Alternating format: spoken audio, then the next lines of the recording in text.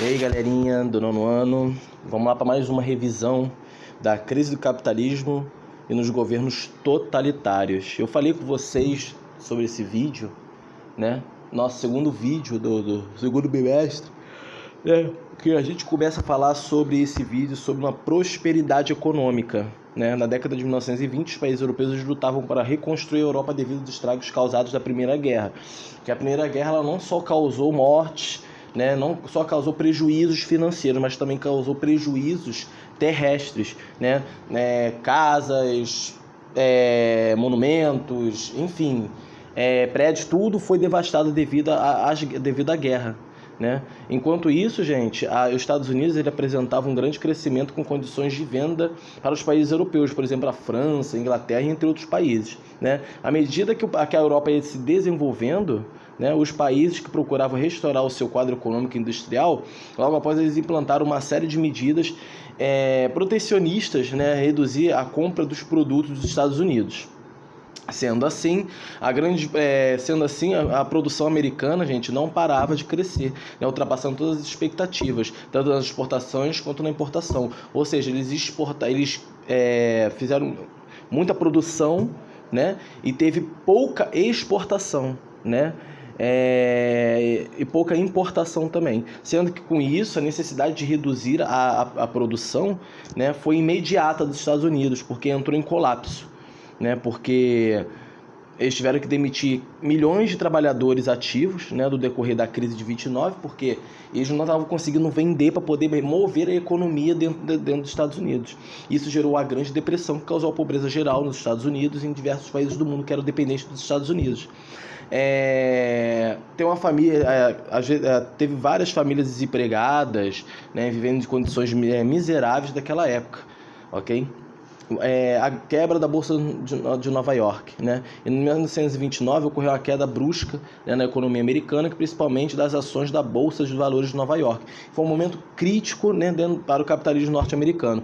As ações, gente, perderam praticamente o valor da valia, né, de várias empresas dos bancos americanos, e assim foram à falência. Com a crise, o crescimento econômico parou e a produção americana industrial reduziu 54%. A quebra da Bolsa de Valores, gente, ela abalou o mundo inteiro, porque os Estados Unidos naquela época era um país foco, né, de produção, foco financeiro. Ou seja, o Brasil, que vendia café para os Estados Unidos, perdeu o seu grande comprador, que era os Estados Unidos. E milhares de sacas de café foram queimadas na tentativa desesperada de manter os preços elevados. Né? Com a crise mundial, a República Velha foi afetada devido ao preço do café brasileiro. O New Deal, gente. O New Deal, durante o governo do presidente Franklin Delano Roosevelt, né, dos Estados Unidos, eles promoveram um conjunto de medidas com o objetivo de superar a grave crise econômica que assolava os Estados Unidos. Né? O objetivo dessa medida, né, eles encontravam, né, em outros países, em boa parte do mundo, né, um acordo que foi feito pelo qual ficou conhecido, né, como New Deal, o programa de recuperação econômica do presidente, influenciado pelas ideias economistas do inglês John Keynes. Okay? John Keynes, gente, os governos deveriam intervir na economia, tomando medidas para incentivar o emprego para os trabalhadores. Okay? Ascensão dos regimes totalitários na Europa. Gente, a ascensão dos regimes totalitários na Europa foi o seguinte: foram diversos países, a crise do sistema capitalista, né, trouxe graves consequências, tais como desemprego, a queda de produção, a inflação elevada dentro da falência das empresas privadas. Né? A democracia liberal demonstrou-se fraca em administrar graves problemas sociais e econômicos da época. Preocupados com isso, gente, com os acontecimentos, as elites dominantes, a alta burguesia, né, mostraram-se então favoráveis à formação de estados fortes e autoritários para poder mudar e solucionar os problemas que assolavam aquele país, né, aquele determinado lugar, sendo que essa perigosa combinação resultou em um declínio de regimes liberais, abrindo espaço, né, para o avanço de regimes nazistas e fascistas. Ou seja, tanto o fascismo quanto o nazismo, assim como o regime socialista de Stalin, e também são considerados por alguns algumas pessoas, totalitários também. O termo totalitário eu falei no outro vídeo, mas eu vou frisar aqui. O termo totalitário, ele se refere a sistemas políticos em que o único indivíduo do partido político possui absoluto controle sobre a vida política particular da população em determinado país ou nação. Ou seja, Hitler e Stalin, ambos os dois foram dois ditadores totalitários. Ou seja, você não poderia fazer nada dentro do país, dentro da Alemanha, nem da União Soviética naquela época, sem os olhos de Stalin e dentro de seus supervisores daquela época. Porque tudo que você fizesse, se fosse suspeito, você estava agindo contra o governo que estava ali, você era, morto. As principais características do regime totalitário, gente, eu destaquei para vocês, que foi o culto ao líder, partido único, estado policial, doutrinação e propaganda estatal. Não vou entrar nisso porque nós já falamos disso no nosso outro vídeo, estou só pincelando, ok? Vamos falar sobre o fascismo italiano. O fascismo italiano, gente, com o fim da Primeira Guerra Mundial, a sociedade italiana ela enfrentou um saldo muito negativo de milhares de mortos e feridos, divididos de externas inflação e desemprego provocados pela grande agitação social. Juntamente com essa instabilidade, na Itália, Benito Mussolini fundou em 1921 o Partido Nacional Fascista, PNF. Em 1922, Mussolini conquistou o poder da Itália, sendo que pôde dividir o governo fascista em duas partes. A primeira parte, 1922 a 1924, a segunda parte, 1925 a 1939. Okay? A política interna do governo fascista italiano reprimiu com as ações energéticas com os protestos dos trabalhadores contra a exploração das fábricas e conseguiram recuperar a economia italiana. Ou seja, Mussolini ele derrotou, ele acabou. Você não poderia ir contra o governo. Se você fosse contra o governo, você era morto e preso ou morto. Na maioria das vezes morto também. Porque toda vez que você vai dentro de um governo, contra um governo autoritário, ou aquele governo autoritário vê você como um câncer e assim ele tira você, do meio para que você não possa causar mais tumulto dentro daquele país, Nazismo alemão. O nazismo alemão, gente, a situação após o término da Primeira Guerra Mundial é um pouco parecida com o fascismo da Itália. No entanto, a gente tem que lembrar que através do Tratado de Versalhes, a Alemanha foi considerada culpada pela guerra, e condenada a pagar despesas pesadas, despesas extremamente salgadas de indenizações dos demais países que ter participado da guerra, além da perda dos territórios, muito importante dentro para eles, e para a França, que agravou ainda mais a crise. Todos esses fatores contribuíram, gente, para o surgimento de uma grave crise econômica, social e política dentro da Alemanha, logo após a queda do regime monárquico, que foi instaurado na República nomeada de República de Weimar, tá?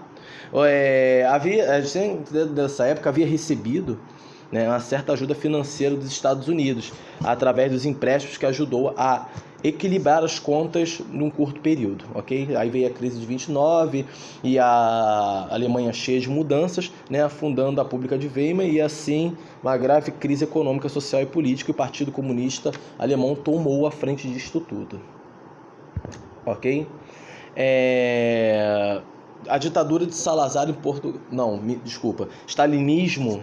Estou indo pela ordem aqui. Stalinismo na União Soviética. Em 1929, Stalin conseguiu concentrar todo o poder em suas mãos, Era uma ditadura stalinista. Stalin, gente, que estava buscando uma rápida industrialização no país, levou diante o abandono no modelo econômico da NEP e os investimentos dos planos quinquenais, Uma política já planejada em 1928. Os planos quinquenais, eles vieram com o quê? Eles tiraram todos aqueles donos de terra e transformando numa coisa só, ou seja, pertencia somente ao Estado de Stalin, Através do planejamento econômico estatal, pelos 5 anos da Rússia, a Rússia desenvolveu a indústria pesada, explorou reservas de carvão, ferro, petróleo, investimentos na indústria e aço e ampliação da rede elétrica também no país. Sendo que a mecanização da agricultura promoveu a coletivização, gente, do campo, que atingiu uma grande porcentagem de agricultura, desenvolveu a educação pública, promovendo o ensino gratuito e obrigatório, erradicando o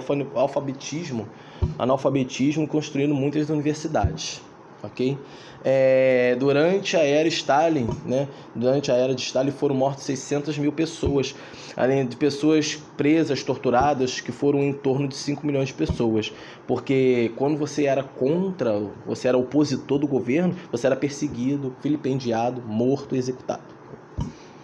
Ditadura de Salazar em Portugal. A ditadura de Salazar em Portugal, gente, no ano de 1932, assumiu a presidência do Conselho de Ministros, tá? Através de Antônio de Oliveira Salazar. A partir disso, conduziu como chefe o governo da vida política do país. Em 1968, Salazar, gente, implantou o regime da ditadura e acabou com diversos partidos de oposição ao governo, colocando um único partido da União Nacional. Durante a Guerra Civil Espanhola, Salazar apoiou o general Francisco Franco, ok? Ainda tendo havido referências, né, no envio de forças portuguesas, ainda não tem uma prova disso, né? Mas o apoio tem sim, ok? O apoio do governo português, gente, foi de essencial logístico para Portugal, né? Que Salazar facilitou o seu envio de armamento para as forças de direita franquistas da fase inicial da guerra. As relações entre Franco e Salazar sempre foram de muito distantes e pautadas, porque a desconfiança de um entre outro é desde o começo da Guerra Civil, né? Ainda podendo impedir a censura portuguesa, que permitiu a publicação de relatos sobre massacres efetuados pelos franquistas na região de Badajoz, ok? A organização, gente, ela editava, que naquela época tinha uma organização chamada PCP, né, da Marinha, que era o Partido Comunista Português, né, com a organização que editava um mensário intitulado, né, o Marinheiro Vermelho, que chamavam assim antigamente. Os marinheiros comunistas pegavam em armas as tripulações de navios de guerra, né, em São Bartolomeu Dias e Afonso de Albuquerque, né, procurando sair com eles da Barra de Tejó e assim indo, né, o último desafio militar de Salazar, né. O integralismo de Plínio Salgado da ditadura de Vargas. Eu tinha falado com vocês que não ia entrar porque vai ter a época de ditadura, né? E eu também já falei de Vargas com vocês mais à frente, né? Que foi em 1932, Plínio Salgado lançou o Manifesto da Nação, no qual expunha os ideais do integralismo inspirados nos ideais fascistas de Mussolini e Hitler. Deu origem à ação integralista brasileira. E entre as principais ações do período do integralismo destacam-se a oposição política sobre o comunismo e liberalismo, nacionalismo extremado, disciplina e hierarquia dentro da sociedade. Os integralistas, eles adotaram também o lema de palavras, Deus, Pátria e Família, né, seguindo o modelo fascista, submetendo-se a várias disciplinas. Uniforme com camisas verdes, né, desfiles nas ruas com tropas, saudação nas ruas gritando Anauê, em Tupi-Guarani, entendeu? Que significa irmão, e por aí vai, né? Os integralistas, gente, eles conquistaram o apoio de várias camadas da sociedade, né, principalmente dos militares, né, da classe média, entre outros. O integralismo desmontou com base mais de 1000 núcleos espalhados pelo Brasil. Na era Vargas, gente, ocorreu a vitória de um regime ditatorial com a partir da Revolução de 30, que se estendeu até 1945, ok? O aumento do poder das oligarquias agrárias, o crescimento da classe média e do operariado conquistou espaços na vida pública do Brasil. A era política de Getúlio Vargas, gente, pode ser analisada historicamente em 3 períodos: governo provisório, governo constitucional e Estado Novo. Nós vimos isso, ok? Galerinha, fiquem com Deus, tá? Se cuidem, por favor, tá? Vamos esperar aí a decisão dos órgãos superiores para ver se a gente volta ou não volta. Enquanto isso, a gente fica aqui, tá bom? Um abraço, fiquem com Deus.